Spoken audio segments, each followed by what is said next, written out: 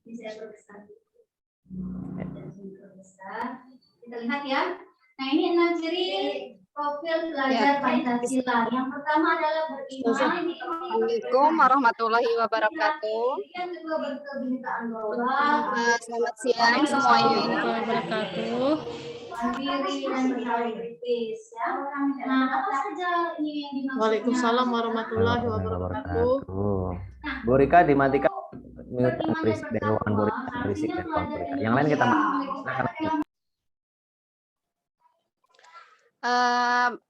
Kita mulai pembelajaran hari ini dengan membaca Al-Basmalah. Bismillahirrahmanirrahim. Dan doa oleh Bu, siapa kemarin Bu? Bu Anis. Oh iya, doa pembuka oleh Bu Anis. Kepada Bu Anis saya persilahkan. Ya, terima kasih Bu Aan. Baiklah Bapak Ibu, sebelum dimulai, marilah kita membaca surat Basmalah. Bismillahirrahmanirrahim. Alhamdulillahirabbil alamin, arrahmanirrahim, maliki yaumiddin, iyyaka na'budu wa iyyaka nasta'in, ihdinas siratal mustaqim, siratal ladzina an'amta 'alaihim ghairil maghdubi 'alaihim. Terima kasih untuk Bu Anis yang telah membacakan doa. Mudah-mudahan acara pembelajaran hari ini berjalan dengan lancar dan ilmu yang bisa didapatkan bisa diterapkan di sekolah kita masing-masing. Acara selanjutnya yaitu pemaparan materi yang akan disampaikan oleh Pak Agus. Waktu dan tempat saya persilahkan.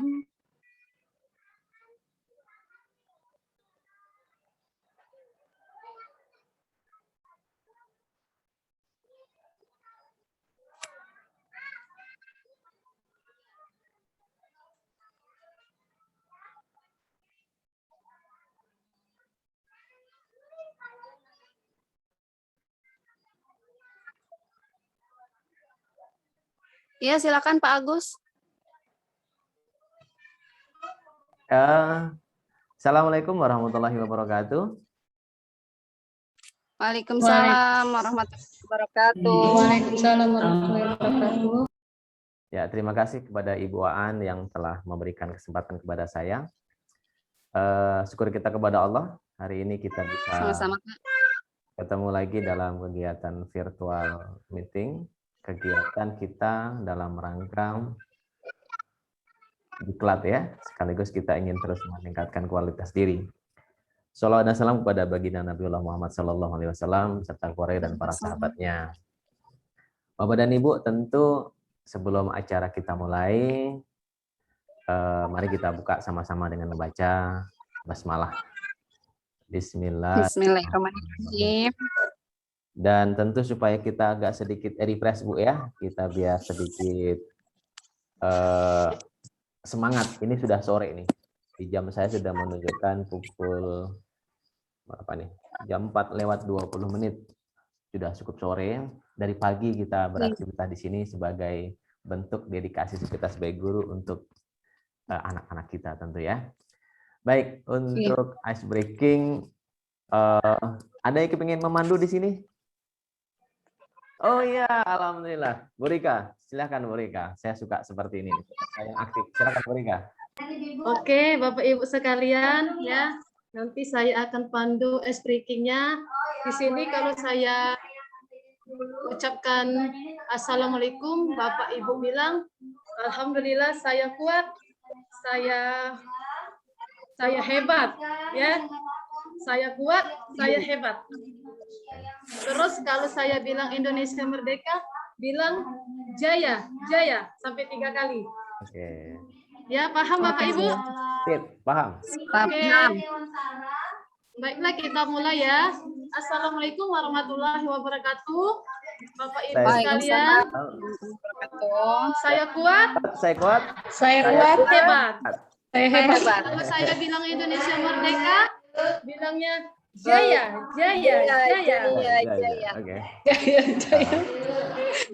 Ya. Kita ulangi sekali lagi ya Bapak Ibu. Iya. Ya, siap. Assalamualaikum warahmatullahi wabarakatuh. Waalaikumsalam Waalaikumsalam. Alhamdulillah, saya besar, saya hebat. Hebat.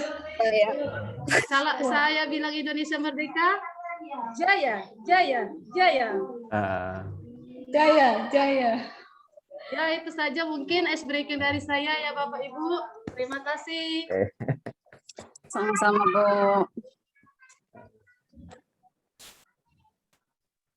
Baik, terima kasih Bu Rika yang sudah sedikit membuat kita agak sedikit lega. Dan Bapak Ibu, hari ini kita akan bicara tentang profil pelajar Pancasila. Ini barangkali sesuatu yang baru istilah ini ya. Tetapi sepertinya ini bagian dari ikhtiar kita untuk menjadikan putra-putri bangsa kita adalah putra-putri yang berpancasila. Selama ini seolah-olah ada kesan Pancasila mulai ditinggalkan oleh generasi bangsa ini. Sementara kita tahu bahwa Pancasila lah yang mempersatukan bangsa Indonesia menjadi sebuah negara yang kemudian kita sebut NKRI. Ibu Anis, sejak kelas berapa kenal Pancasila? Kayaknya dari SD kali, Pak. Dari kelas SD. Udah tahu Pancasila ya? Iya, soalnya kan sering baris tuh, Pak, upacara hari Senin. Oh, ya. Kalau dulu, Pak. Kalau sekarang makanya daring deh. Oke, daring. Upacaranya daring, Bu. Upacaranya daring ya. Bu Suryanti, kalau boleh saya tahu, Bu Suryanti barangkali, ini mohon maaf sekali Bu Suryanti ya. Ibu kan kayaknya dari teman-teman ini cocok lah kalau Ibu menjadi pengamat hari ini gitu kan. Ibu mengamati hari ini pengamalan Pancasila di generasi muda bagaimana Ibu Suryanti?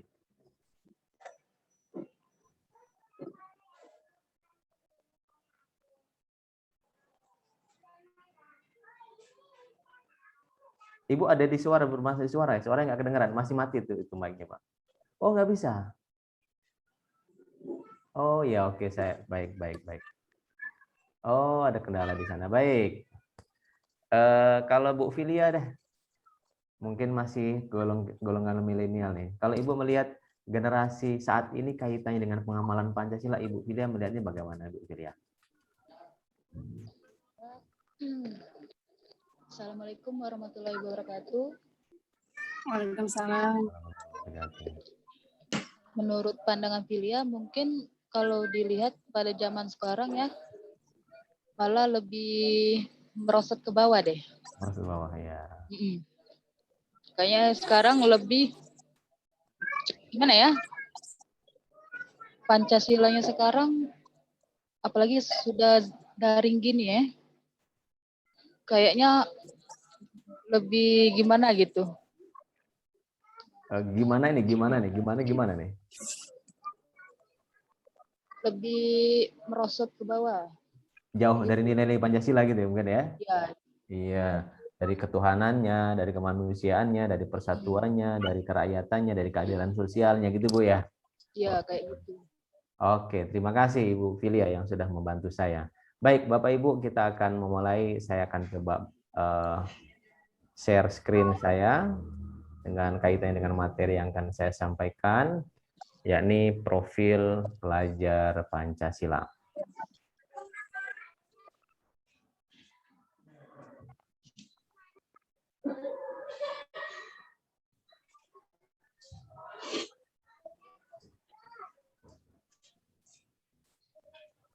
Udah kelihatan Bapak Ibu?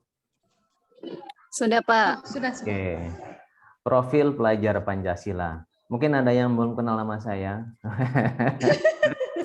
Ya, belum. Ada. Saya berasal dari SMK Islam Affiliate Tangerang, Bu. Kita akan bicara dekat Bu ya. Dekat ya, ada yang dekat ya. Iya. Ini Ibu Filia jauh, Ibu Rika jauh, yang dekat Bu Anis. Masih satu kabupaten. Satu kabupaten. Woi, ya dekat kita. Kapan-kapan kita bisa ketemu darat berarti. Baik, kita akan bicara pendahuluan kerangka dasar kurikulum, kemudian profil pelajar Pancasila, struktur kurikulum, prinsip pembelajaran dan asesmen dari kegiatan yang akan kita lakukan hari ini. Waktu saya hanya 15 menit. Bagaimana sih definisi profil pelajar Pancasila. Bapak Ibu, ini semuanya ibu-ibu ya. Ibu-ibu semua, bahwa profil pelajar Pancasila itu adalah profil lulusan yang bertujuan menunjukkan karakter dan kompetensi yang diharapkan diraih dan menguatkan nilai-nilai luhur Pancasila, peserta didik, dan para pemangku kepentingan. Di sini ada dua kata kunci, yakni karakter dan kompetensi. Karakter tentu berkaitan sama akhlak, perilaku. Potensi tentu dengan pengetahuannya, kompetensi kehidupannya. Yang semuanya karakter mau kompetensi itu diharapkan menguatkan nilai-nilai luhur Pancasila. Yang kita tahu Pancasila itu nilai-nilainya luar biasa. Sebagai sebuah ideologi bangsa, Pancasila telah terbukti sampai hari ini sesuai dengan karakter bangsa Indonesia. Nah, ada 6 dimensi yang perlu dimiliki dari penjabaran profil pelajar Pancasila itu. Jadi ada 6 dimensi dengan penjabaran elemen dari masing-masing dimensinya itu akan ada 6, Bu. 6 saja. Saya ada pensi ya, mereka menampilkan Yang pertama, kemudian ada lomba-lomba di situ sebenarnya ajang ya, yang mereka untuk mohon maaf di berkreasi, sini ada ya. suara yang masuk, barangkali di unmute mikrofonnya. Iya, makasih. Yang pertama adalah beriman, bertakwa kepada Tuhan yang Maha Esa dan berakhlak mulia. Ini dimensi yang pertama. Ini tentu berkaitan dengan sila yang pertama, ketuhanan yang Maha Esa. Jadi pelajar Indonesia yang menghayati keberadaan Tuhan dan selalu berupaya mentaati perintah serta menjauhi larangan sesuai dengan ajaran agama dan kepercayaan dianutnya. Beriman dan bertakwa kepada Tuhan yang Maha Esa itu diwujudkan ke dalam akhlak yang mulia, baik dalam beragama, akhlak yang baik kepada diri sendiri, kepada sesama, kepada alam, dan kepada negara Indonesia. Ini akhlak. Ini juga dalam ajaran Islam juga disebutkan, mungkin ibu-ibu tahu lah ya, innama bu'istu liutammima makarimal akhlak ya. Rasulullah diutus ke dunia itu adalah untuk menyempurnakan akhlak. Sangat relevan sekali dengan ajaran agama. Agama apapun, terlebih agama Islam. Jadi beriman kepada Allah dalam agama Islam, bertakwa kepada Tuhan yang Maha Esa, dan berakhlak mulia. Ini adalah karakter profil pelajar Pancasila dimensi yang pertama.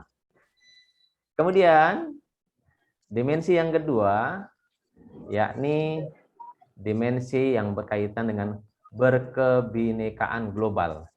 Ini juga istilah baru ini Bapak Ibu, Ibu-ibu sekalian. Berkebinekaan tunggal. Selama ini kita menyebut ada istilah Bhinneka Tunggal Ika, berbeda-beda tetapi tetap satu jua.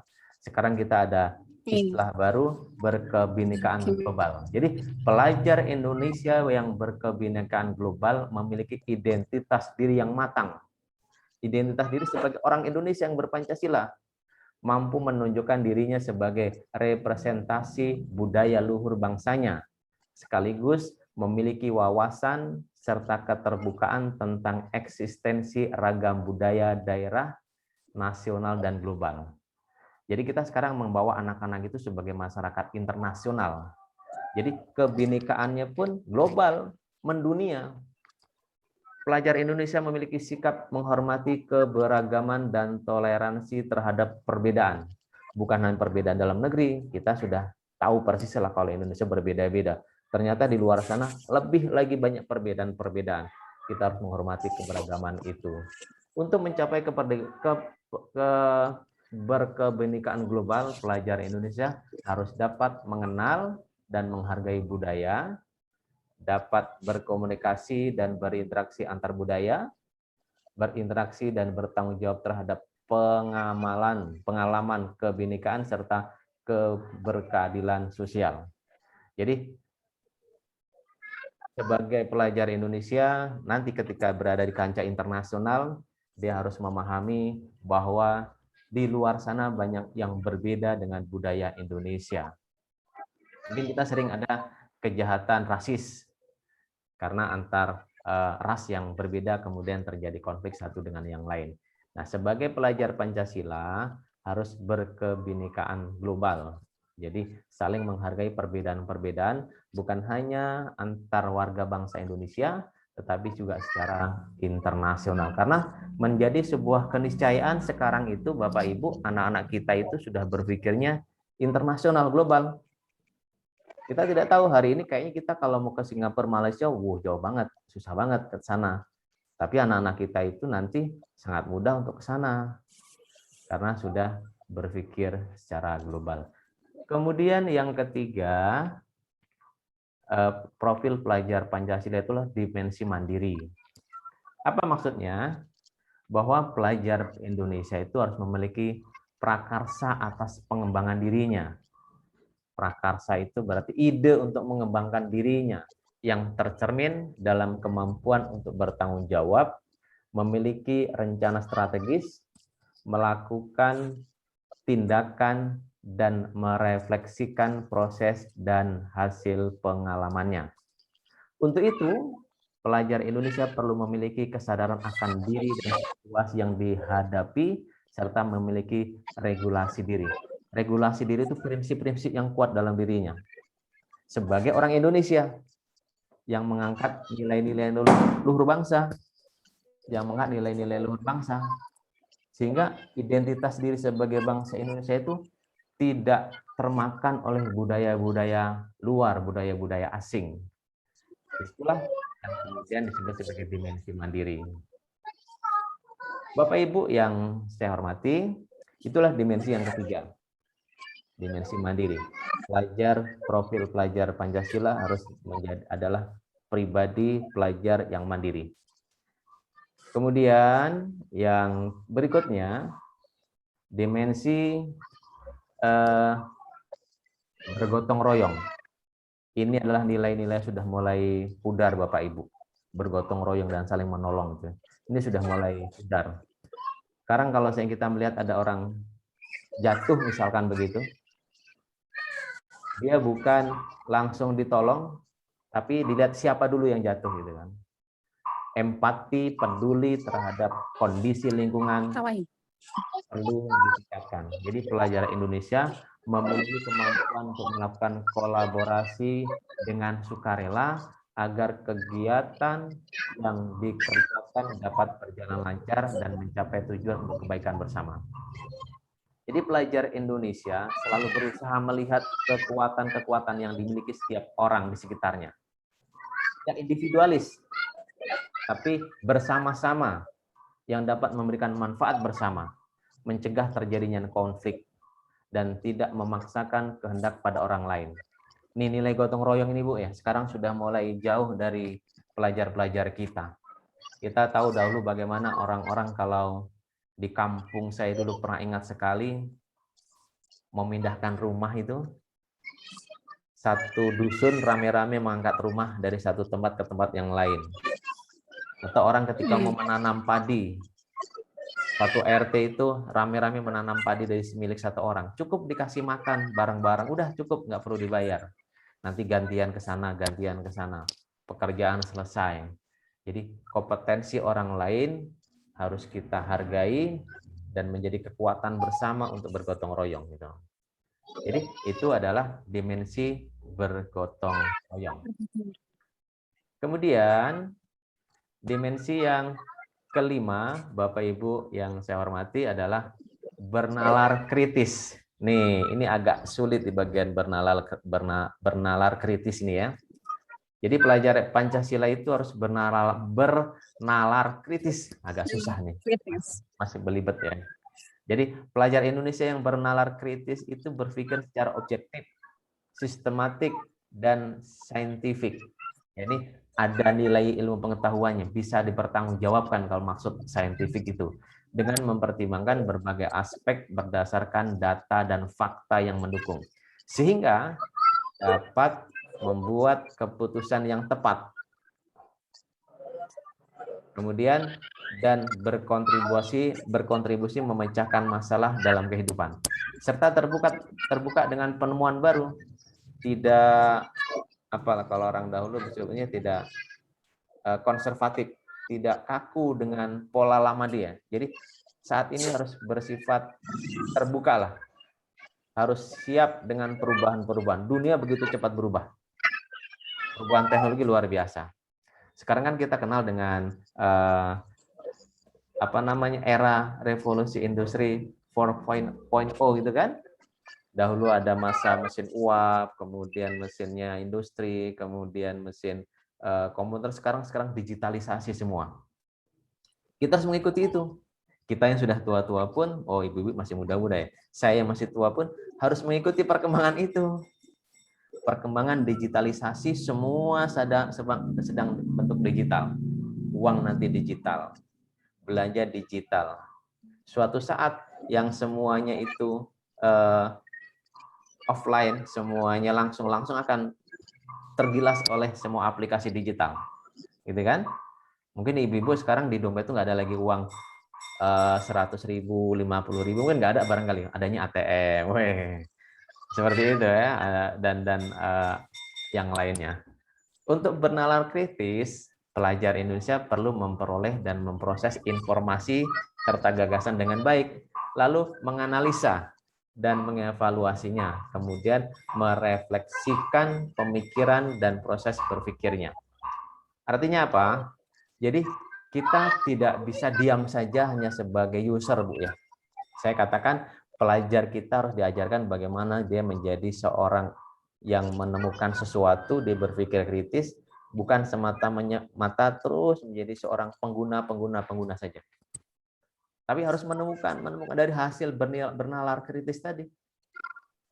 Aplikasi-aplikasi yang ditemukan oleh orang-orang jenius itu menjadikan kehidupannya meningkat. Karena menemukan sebuah konsep. Misalkan kita kenal ada Gojek, kemudian Grab, kemudian aplikasi-aplikasi Grab, kemudian ada Shopee, kemudian kalau di Jakarta itu banyak sekali Tokopedia, belanja-belanja yang online itu. Itu semua hasil dari sebuah inovasi-inovasi, hasil dari sebuah kegiatan bernalar kritis. Nah, kita harus mengajarkan anak-anak kita, pemuda Pancasila, profil pelajar Pancasila harus berpikir atau bernalar kritis gitu. Itu yang kelima, Ibu. Jadi yang harus kita tanamkan kepada anak-anak kita.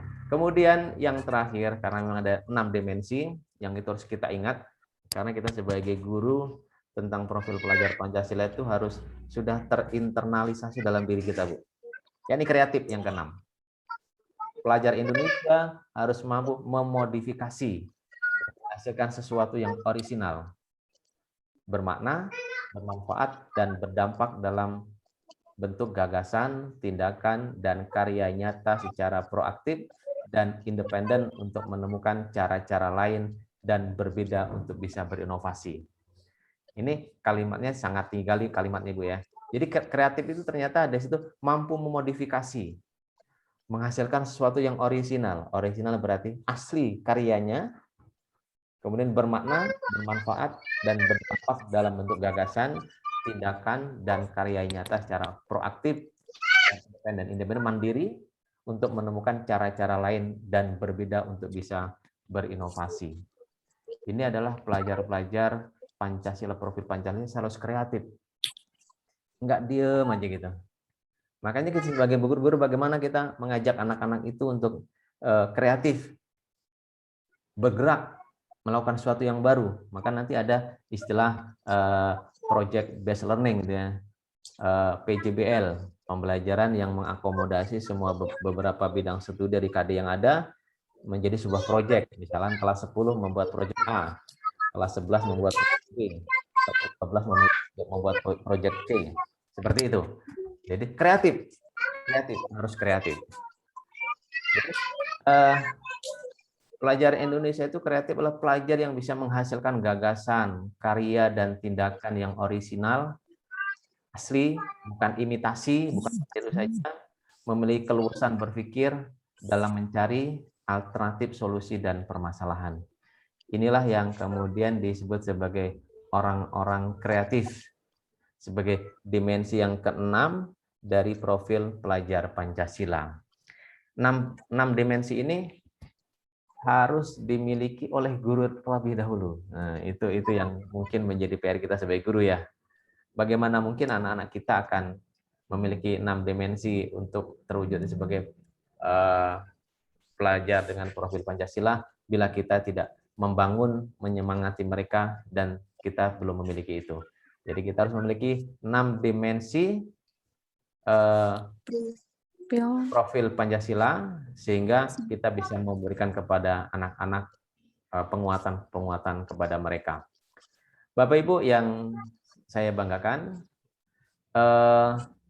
secara ringkasan dari dimensi dan profil pelajar Pancasila tadi bisa kita lihat semacam ini. Jadi semacam ada keberurutan ya. Jadi beriman bertakwa kepada Tuhan, kemudian ada berkebinekaan global, kemudian bergotong royong, mandiri, dan bernalar kritis. Jadi seolah-olah adalah paket satu kesatuan yang menghasilkan sebuah yang memiliki profil pelajar Pancasila. Bapak Ibu, ini ringkasan dimensi dan elemen profil pelajar Pancasila. Kemudian kegunaan profil pelajar Pancasila. Mari kita lihat. Jadi kegunaan itu adalah manfaat. Tujuan pendidikan nasional dalam Undang-Undang Republik Indonesia Nomor 20 Tahun 2023 tentang Sistem Pendidikan Nasional Pasal 3 menyebutkan pendidikan diselenggarakan agar setiap individu dapat menjadi manusia yang beriman, berarti tadi ketuhanan, yang bertakwa kepada Tuhan Yang Maha Esa, berakhlak mulia, sehat, berilmu, cakap, kreatif, mandiri, dan menjadi warga negara yang demokratis serta bertanggung jawab. Itulah tujuan pendidikan nasional, Bu ya. Kemudian digabungkan dengan apa yang menjadi pemikiran Bapak pendidikan kita, Bapak Ki Hajar Dewantara. Bapak Ki Hajar Dewantara telah mengkonstruksi sebuah visi pendidikan Indonesia yang penting untuk dijadikan acuan sistem pendidikan nasional. Kita banyak sekali tahu bagaimana seorang Ki Hajar Dewantara meletakkan dasar-dasar pendidikan di Indonesia. Bahwa pendidikan itu adalah seolah-olah menanam sesuatu karakter dalam hati anak bangsa, dalam hatinya, sehingga akan dari hati itu kan melahirkan sebuah karakter-karakter yang tercermin, akan mencerminkan dalam kehidupannya. Slogan yang kita kenal ada ing ngarso sung tulodo, ing madya mangun karso tuturi handayani. Itu adalah sebuah ungkapan bagaimana seorang guru kita ini di depan harus bisa menjadi teladan, di tengah harus menjadi penyemangat, di belakang harus menjadi pendorong. Itu guru. Jadi itulah profil pelajar Pancasila. Ki Hajar Dewantara kita banyak kembali kepada nilai-nilai yang telah diajarkan Ki Hajar Dewantara. Tentu Bapak Ibu bisa membaca lagi beberapa modul yang pernah kita baca kaitannya dengan pemikiran-pemikiran Ki Hajar Dewantara tentang pendidikan. Dan beliau sangat cakap sekali dan memahami betul bagaimana karakter anak-anak Indonesia dan pendidikan apa yang tepat untuk anak-anak Indonesia. Tentu berbeda anak Indonesia dengan anak Amerika, anak Indonesia dengan anak Jerman, anak Indonesia dengan anak Jepang. Tentu berbeda. Dan Ki Hajar Dewantara sangat tahu persis bagaimana bahwa pendidikan Indonesia itu harus punya karakter tersendiri. Dan hari ini pemerintah telah mencanangkan menjadikan pelajar Indonesia pelajar yang memiliki profil pelajar Pancasila. Bapak Ibu yang saya hormati, itu kegunaan dari profil pelajar Pancasila. Kalau kita sebutkan di sini tadi yang sudah dibuat dalam bentuk bagan. Jadi profil pelajar Pancasila merupakan upaya menerjemahkan tujuan dan visi pendidikan ke dalam format yang mudah dipahami oleh seluruh pemangku kepentingan pendidikan. Dari undang-undangnya tadi, dari undang-undang Sisdiknas tadi, yang tahun 2003 nomor 3 tadi. Kemudian rumusan profil pelajar Pancasila dibuat dengan apa nih? Nggak kebaca di saya. Dengan penjelasan dan pelajaran sebagai pembelajaran, program, dan kegiatan sampai kemudian lahirlah menjadi profil pelajar Pancasila. Bapak Ibu yang saya hormati, tentu banyak hal yang masih dan bisa kita lakukan untuk menjadikan anak-anak kita tumbuh berkembang sesuai dengan nilai-nilai budaya bangsa kita dengan landasan Pancasila itu. Nah, ibarat sebuah ramuan bahwa anak kita itu harus kita olah sedemikian seperti sebuah jus. Jadi proyek profil pelajar Pancasila adalah unit pembelajaran terintegrasi. Bukan tematik, Bu, ya. Jadi unit pembelajaran yang integrasi itu mencakup semua bidang studi dan keahlian dalam sebuah pembelajaran. Jadi pengetahuan dan keterampilan, kompetensi yang dipelajari dari setiap mata pelajaran berpadu dan melebur, tidak dipisahkan lagi mana yang merupakan bagian dari mapel agama, PKN, bahasa Indonesia, dan sebagainya. Jadi nanti itulah yang kemudian disebut dengan PJBL, Project Based Learning, untuk menghantarkan anak menjadi orang-orang yang kreatif. Oke, barangkali itu yang dapat saya sampaikan. Waktu saya terbatas, ada sedikit tambahan bahwa kita sesungguhnya hanya melakukan amanah-amanah dari pemerintah pusat, bagaimana Kemendikbud telah menentukan tema untuk setiap proyek yang diimplementasikan dari setiap pendidikan. Kemudian kita guru melaksanakan apa yang menjadi amanah undang-undang itu atau amanah dari Kemendiknas itu yang kita tuangkan dalam kegiatan pembelajaran di kelas-kelas kita. Baik, Bapak Ibu yang saya hormati, barangkali itulah yang dapat saya sampaikan. Mohon maaf Ibu, mungkin banyak kurang-kurangnya bagaimana kita mengetahui dan memahami profil pelajar Pancasila yang itu menjadi bagian tanggung jawab kita sebagai seorang pendidik. Terima kasih, saya kembalikan kepada pembawa acara. Assalamualaikum warahmatullahi wabarakatuh. Silakan kalau ada pertanyaan, Ibu, kita diskusi saja. Langsung saja kalau ada pertanyaan, kita diskusi.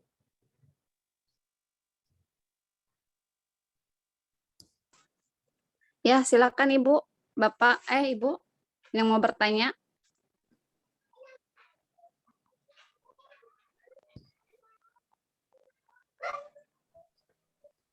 Ya, silakan Ibu.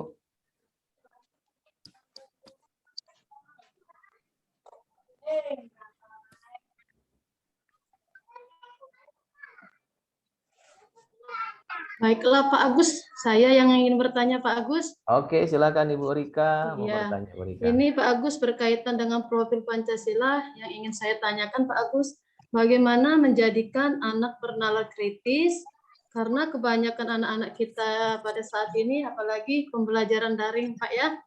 Ini kebanyakan sulit atau enggak berani menyampaikan pendapat. Ya. Itu mungkin ini pertanyaan dari saya Bapak. Terima kasih.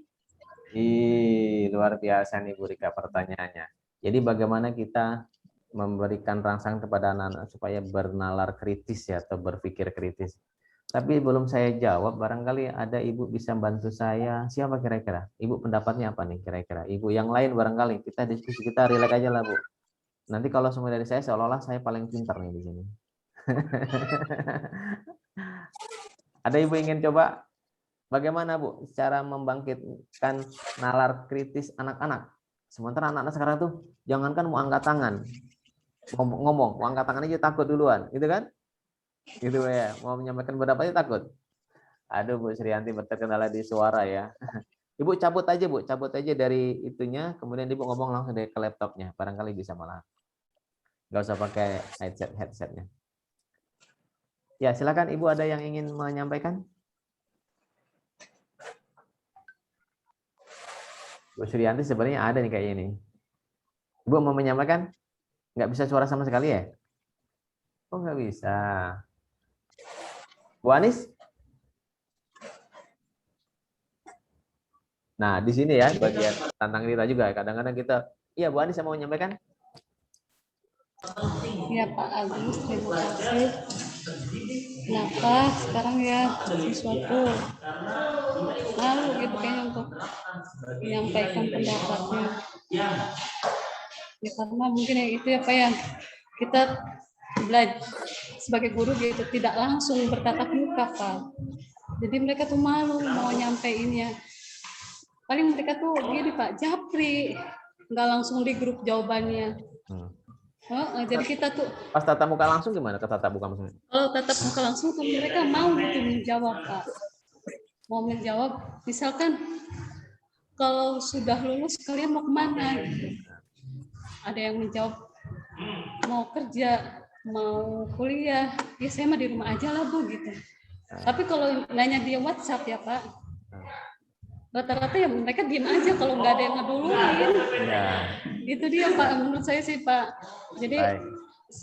seperti itulah Pak mungkin jawabannya Pak. Ya. Karena terhambat ini aja. Mungkin maksud Bu Rika itu begini, sering sekali kadang-kadang kita sedang belajar, berharap anak-anak itu kan berani menyampaikan gagasannya, menyampaikan pendapatnya, atau berani bertanya. Kadang-kadang kita berharap begitu. Tapi kenyataannya anak-anak diem aja. Kadang-kadang kita aja ya, ketika kita diskusi, Bapak Ibu ada yang mau menyampaikan pendapat, ternyata kita juga diem aja gitu kan, nggak ada yang ingin menyampaikan pendapat gitu. Nah, Bapak Ibu. Ya Pak Agus, mungkin adanya timbal balik mungkin Pak Agus ya, Iya, antara guru dan siswa kan. Kalau seandainya kita sudah menjelaskan segala sesuatu yang kita pelajari, kan ada keaktifan dari siswa tersebut Pak. Adanya timbal balik ya Pak ya mungkin ya. Iya, betul sekali. Gini. Dipancing Bu, Pak. Iya. Dipancing ya? Dipancing, ya dengan misalnya siapa yang mau memberikan pendapat dikasih nilai. Nah, bisa itu. Ada Iya. ya. Iya, gitu. Bagus. Kalau saya begini, Bu, kita pengalaman masing-masing ya. Pertama, kita tetap menghargai sekecil apapun anak itu bicara. Tadi Bu An betul, salah satu memberikan reward. Bahkan kita ketika mengajar itu kita punya daftar nama anak-anak. Coba ketika anak itu berbicara, kita coba nanya siapa tadi namanya, walaupun mungkin ngomongnya salah, gitu kan. Kita ambil pulpen, kita tandai namanya, gitu. Itu terbukti efektif menurut saya. Jadi kita mengakui sekecil apapun yang anak-anak buat. Nanti akan muncul yang lain. Mungkin yang anak-anak pintar ketika ada anak yang menyampaikan pendapat atau menyampaikan jawaban itu sebenarnya bagi anak pintar itu salah atau nggak bagus atau hanya itu biasa banget jawabannya. Anak yang pintar nanti akan menyampaikan. Karena yang seperti itu aja kita hargai, gitu kan. Jadi anak itu akan rame nanti akhirnya. Akhirnya ketika ada Bu An tadi bagus sekali dan itu sudah saya terapkan, daftar nama anak itu ketika mengajar sudah ada di depan meja saya, sudah saya siapkan pulpen. Siapapun yang hari itu ada aktivitas sedikit mungkin bertanya, menyampaikan pendapat, meskipun salah, saya tandain checklist 1. Bukan checklist ya, saya kasih garis 1, 2. Nanti 1 minggu kita lihat, ini anak yang sudah mendapatkan banyakkan checklist siapa? Yang belum, ini nanti kita tegur. Lihat nih keaktifan kamu. Jadi sehingga anak itu nanti kreatif. Anak kreatif. Terus dia akan menyampaikan sesuatu ketika belajar. Alhamdulillah saya pernah ada sebuah kisah cerita yang membuat saya agak sedikit senang sebagai seorang guru. Ketika saya mengajar, kemudian anak itu naik ke kelas 12, ternyata di kelas 12 saya nggak mengajar pelajaran itu lagi, pelajaran PKN. Anak itu ke Bapak nggak ngajar lagi kelas 12 Pak ya? Iya nak, Bapak ngajar kelas 10-11. Kenapa emang? Bapak, saya itu selama ini nggak suka pelajaran PKN Pak. Setelah Bapak ngajar saya jadi suka Pak. Gitu. Itu ada kebanggaan gitu kan? Karena kita menghargai tadi anak-anak yang tidak bisa itu kita hargai sehingga anak itu aktif, anak itu senang belajar kita dengan kita. Kita jangan menjustifikasi langsung anak mau bicara nggak kasih kesempatan. Saya senang tadi kalau tidak salah dalam satu momen Pak Bahtiar ketika kita mau ngomong nggak jadi, tapi kemudian dikasih kesempatan di sesi yang lain. Pak Bahtiar mengetahui psikologi guru yang orang sedang belajar. Anak pun begitu juga. Mungkin Ibu pernah ya, ini saya sering menyampaikan di beberapa tempat. Untuk anak-anak, ketika kita mengajar, kita melihat pekerjaan anak-anak. 1 meja, 2 meja, 3 meja, 4 meja. Kita jalan gitu. 1 meja kita lihat pekerjaannya. 2 meja kita lihat pekerjaannya. Meja yang ketiga, pekerjaan dia bagus, tapi ternyata kita nggak ke meja ketiga. Kita balik. Anak yang berada di meja ketiga jadi kecewa deh. Ih, padahal saya bagus. Pak Agus nggak ngelihat pekerjaan saya. Kalau ibu berniat untuk melihat meja gitu, pastikan sampai ujung. Rata. Kalau enggak, ya jangan lakukan, biar tidak menimbulkan kecemburuan. Ibu berdiri satu tempat. Di situ aja tuh. Anak yang sana sampai begini aja ngelihatnya. Jangan begitu. Ibu bergerak mobile sana, jalan sana, jalan sana. Ya. Tapi kita harus senantiasa fresh ya. Kita mungkin badan kita wangi misalkan gitu ya. Jadi anak itu senang kita datengin, kita tidak menjustifikasi. Kadang kalau kita nggak biasa jalan, ketika kita jalan ke belakang, anak itu udah deg-degan aja, udah ketakutan aja gitu kan. Udah ketakutan disuruh atau ketakutan ditanya gitu kan. Tapi pastikan kita datang itu mereka membuat senang. Bahkan mereka ketika dekat mereka berani nanya malahan. Jauh ketika dia nanya, mungkin takut kedengaran sama yang lain. Tapi ketika dekat dia begini, Pak, nah dekat dia ternyata berani nanya gitu kan. Itulah pentingnya kita benar-benar friendly sama anak-anak sehingga anak-anak itu kreatif, bernalar ketika itu keluar.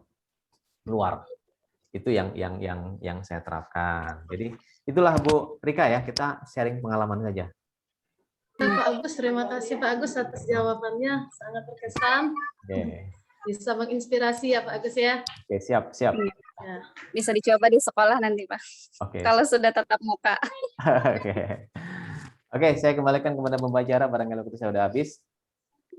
Dari saya, Iya dah. terima kasih. Dan saya mohon maaf kalau ada kekurangannya.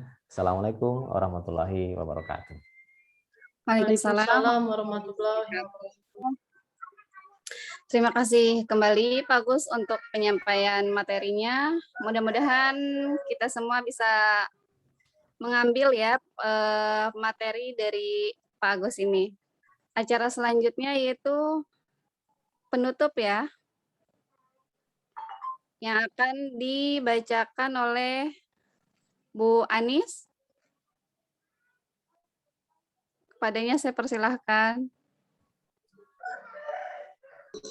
Ya, terima kasih Mbak An sebagai moderator. Baiklah Bapak Ibu, marilah kita berdoa. Bismillahirrahmanirrahim. Allahumma sholli ala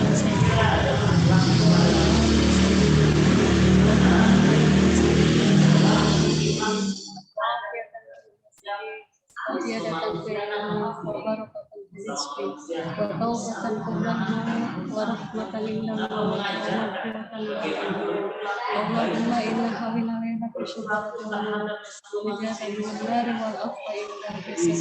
Rabbana atina fid dunya hasanah wa fil akhirati hasanah wa qina adzabannar.